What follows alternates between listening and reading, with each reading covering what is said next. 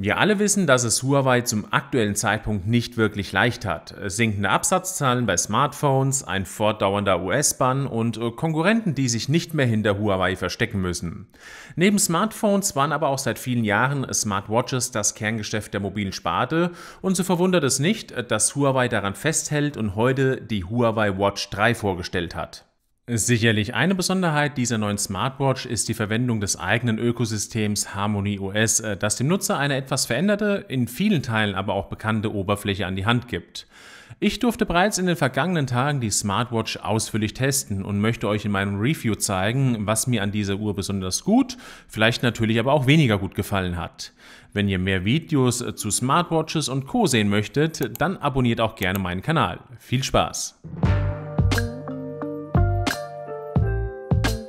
Wenn man sich das Design der Huawei Watch 3 anschaut und einige Minuten in sich geht, so kann man sich durchaus vorstellen, wie eine Apple Watch in rund aussehen könnte.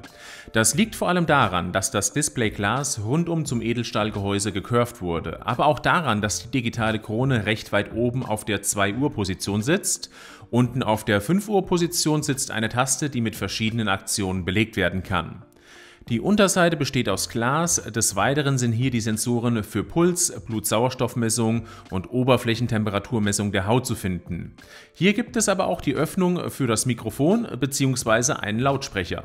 Die Bandanstöße sind 22 mm breit und bieten über einen Schnellverschluss die Möglichkeit, Armbänder leicht zu wechseln. So könnt ihr das Aussehen dieser Uhr nicht nur wie in meinem Fall elegant mit einem braunen Lederarmband gestalten, sondern auch klassisch mit Edelstahlarmband bzw. mit einem Sportloop oder Kautschukarmband.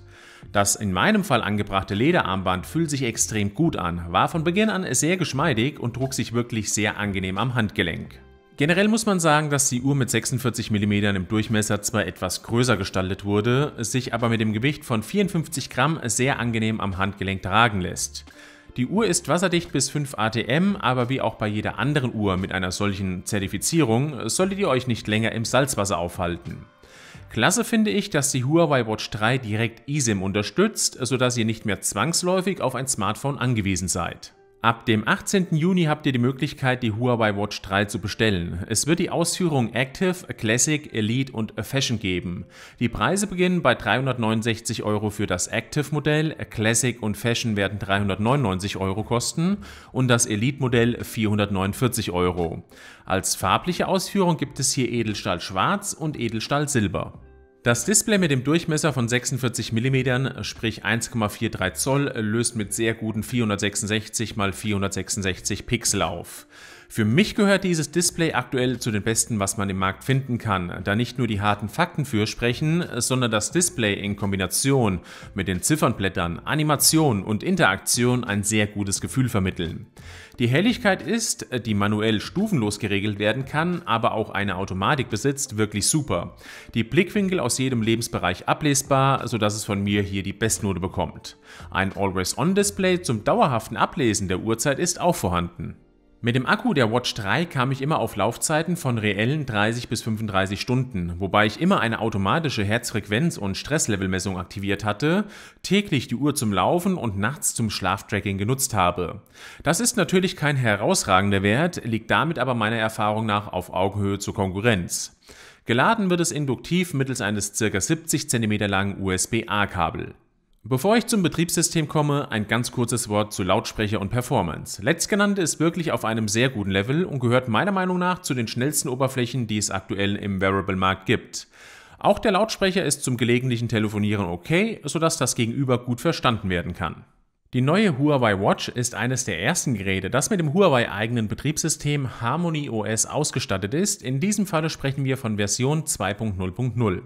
Sicherlich ist es so, dass man das Rad nicht neu erfinden kann. Für mich hat Huawei in diesem Falle aber das Beste von vielen anderen mobilen Betriebssystemen für digitale Uhren vereint. So öffnet sich über einen Druck der digitalen Krone eine Grid-Ansicht, die sehr stark an Apples Lösung erinnert. Für diejenigen, denen diese Ansicht allerdings zu unübersichtlich ist, kann über die Einstellung Unterpunkt Watchface und Startprogramme diese Ansicht in eine Listenansicht geändert werden. Dort findet ihr auch die Möglichkeit, ein Always-On-Display zu aktivieren, was aber auch dazu führt, dass der Akkuverbrauch etwas zunimmt. Die untere Aktionstaste ist von Haus aus mit den Workout-Programmen belegt, unter anderem durch verschiedene Laufworkouts, Radfahren, Schwimmen, Wandern, Snowboarden, Triathlon, Crosstrainer und vielen weiteren Trainingsarten. Möchte man jeweils einen Schritt zurückgehen, wischt man wie bei Wear OS vom linken Displayrand nach rechts. Geht man von der Startseite jeweils nach links, kann man sich durch verschiedene Widgets scrollen. So gibt es hier unter anderem eine Übersicht der Herzfrequenzmessung, des Stresslevels oder auch des Blutsauerstoffgehaltes. Natürlich könnt ihr mit diesen Widgets interagieren. Die Auswahl ist aktuell jedoch nur auf sensorspezifische Daten beschränkt. Sehr gelungen ist die Integration eines eigenen App Store, nennt sich Huawei App Gallery, was bei mir in den letzten Jahren immer für leichte Kritik gesorgt hat. So waren zwar auch alle vergangenen Huawei Smartwatches von der Sensorik, der Verarbeitung und dem Design auf einem extrem guten Level, bis vor kurzem konnte man bei diesen Uhren jedoch keine weiteren Apps herunterladen. Das ist aber nun anders, sodass man über eine Suche in der App Gallery diverse Anwendungen herunterladen kann, wie zum Beispiel die Tagesschau-App. Diese wird auch dann ausgeführt, wenn keine Verbindung mit dem Smartphone, dafür aber mit einem WLAN besteht. Natürlich könnt ihr auch Nachrichten auf der Uhr empfangen und diese zumindest lesen. Zum aktuellen Zeitpunkt ist es noch nicht möglich, auf diese zu antworten, auch ist es nicht möglich, sich Bilder anzeigen zu lassen. Beim Abspielen von Musik hatte ich keinerlei Probleme, so ließ sich Spotify und Amazon Music ohne Probleme mit der Uhr steuern. Da die Uhr auch über 16 GB Speicher verfügt, könnt ihr aber auch eure Lieblingsmusikstücke auf die Uhr spielen. Zum Zeitpunkt des Berichtes konnte ich die Huawei Watch 3 lediglich unter Android koppeln, da noch keine aktuelle App im App Store von Apple vorlag. Wie mir jedoch versichert wurde, so ist auch unter iOS ab Versionsnummer 9 fast eine vollständige Nutzung der Smartwatch möglich. Lediglich die Huawei eigenen Dienste wie den Huawei Assistant kann man nicht ausführen. Auch absolut genial ist die riesige Auswahl an Ziffernblätter, die man kostenlos, aber auch kostenpflichtig über die Huawei Health App bezogen werden können. Einige dieser Ziffernblätter sind dabei wie auf eine Apple Watch anpassbar, sodass ein ganz individuelles Aussehen erstellt werden kann. Zusammenfassend ist Harmony OS für mich eine gute und gelungene Mischung aus dem Besten, was man aktuell von verschiedenen mobilen Betriebssystemen kennt. Vor allem die Ziffernblätter, aber auch die Personalisierbarkeit und Animation haben mir auf der Uhr wirklich sehr gut gefallen. Ich habe die Huawei Watch 3 die letzten Tage beim Joggen bzw. Spazierengehen mit dem Hund genutzt und dabei jeweils eine Workout-Aufzeichnung durchgeführt. Schön finde ich die detaillierten Ansichten, die euch nicht nur Aufschluss über Distanz, verstrichene Zeit oder Kadenz, sondern auch Herzfrequenzmessung, verbrannte Kalorien und Höhenmeter anzeigen. Auch könnt ihr anhand von farbigen Balken während des Laufens sehr einfach ablesen, in welchem Pulsbereich ihr euch aktuell befindet und so euer Tempo nach euren Wünschen gestalten. Lasst uns nun aber über die Sensorik und damit auch über den Schrittzähler, das Schlaftracking, Blutsauerstoffmessung und Hauttemperaturmessung sprechen. Beim ersten Punkt, dem Schrittzähler, hatte ich wirklich sehr gute Ergebnisse, die sich nicht vor einer Galaxy Watch 3 oder Apple Watch Series 6 verstecken müssen, sondern in meinem Anwendungsfall auch leicht bessere Ergebnisse erzielten.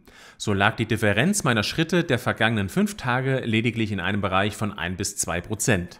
Nach Angaben von Huawei wurde in der Huawei Watch 3 eine verbesserte GPS-Ortung verbaut, die vor allem sehr akkurate Ergebnisse liefern soll. Hinsichtlich der Genauigkeit kann ich das leider nicht so bestätigen, da ich meist während meiner Spaziergänge oder auch Trainingsrunden im Wald Abweichungen von bis zu 10% hatte. Auch wenn die Aufzeichnungen auf dem Galaxy S21 Ultra und iPhone 11 Pro Max ebenfalls nicht 100% akkurat waren, so gab es bei der Huawei Watch 3 noch etwas größere Unterschiede. Ebenfalls weniger gut hat mir die Schnelligkeit der Erfassung des GPS-Signals gefallen, da diese auf dem Smartphone fast umgehend vorlag. Bei der Huawei Watch 3 aber mindestens 14, im schlechtesten Fall sogar 28 Sekunden gedauert hat. Wie auch bei den meisten anderen Premium-Smartwatches gibt es auch bei der Watch 3 die Möglichkeit, seinen Blutsauerstoffgehalt messen zu können bzw. eine Stresslevelmessung durchführen zu lassen. Wie auch die Herzfrequenzmessung, zu der ich gleich kommen werde, können Blutsauerstoff- und Stresslevelmessungen automatisch durchgeführt werden, sodass eine kontinuierliche Erfassung erfolgen kann. Zumindest Blutsauerstoff und Stresslevel sind aber keine absolut medizinisch genauen Messungen, sondern zeigen euch eine recht gute Tendenz eures Wohlbefindens auf. Zusätzlich besitzt die Huawei Watch 3 aber auch noch die Möglichkeit, eine Temperaturmessung durchführen zu lassen. Hier logischerweise nicht im Körperinneren, sondern vielmehr auf der Haut. Inwieweit einem diese Temperaturangabe, die bei mir immer zwischen 32,5 und 33,8 Grad lag, weiterhelfen kann, ist mir zum aktuellen Zeitpunkt noch ein kleines Rätsel. Es ist ein Nice to have, definitiv aber nicht notwendig.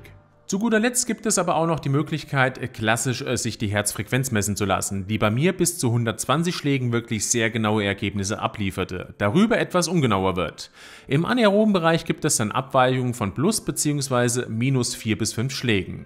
Zusammenfassend wüsste ich nicht, warum ich euch die Huawei Watch 3 nicht empfehlen sollte. Sie besitzt ein wunderschönes Aussehen, hat eine digitale Krone mit haptischem Feedback, eine einfache Menüführung und Bedienbarkeit und ein herausragendes Display, das selbst unter hellsten Sonneneinstrahlung problemlos ablesbar ist. Die Integration eines eigenen App Store ist toll, die Sensorik ist auf einem guten Niveau und die Akkulaufzeit auf Höhe der Konkurrenz. Die Preise sind nicht wirklich günstig und eher auf Augenhöhe von Apple. Mittlerweile bekommt man aber auch einen riesigen Funktionsumfang und die Möglichkeit, die Uhr nicht unter Android, sondern auch iOS nutzen zu können. Da es hin und wieder und nun auch direkt am Anfang der Vorbestelleraktion Rabattaktion geben wird, ist die Uhr mit minus 50 bis 75 € definitiv eine Empfehlung.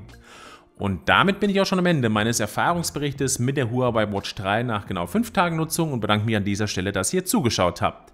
Würde mich freuen, wenn euch das Video gefallen hat, ihr ein Like oder auch Kommentar hinterlasst und vor allem auch bei den zukünftigen Videos einschaltet. Bis dahin, macht's gut und ciao.